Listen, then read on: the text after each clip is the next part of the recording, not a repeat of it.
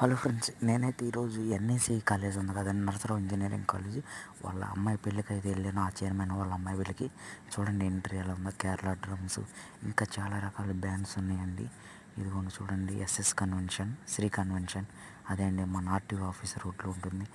Welcome చాలా బాగుందండి. అసలు అదిగోండి చూడండి ఎంత అద్భుతంగా ఉందో. ఆ కన్వెన్షన్లో ఏర్పాట్లు చూడండి, రకరకాల డ్యాన్సులు అన్నీ ఉన్నాయి అక్కడ.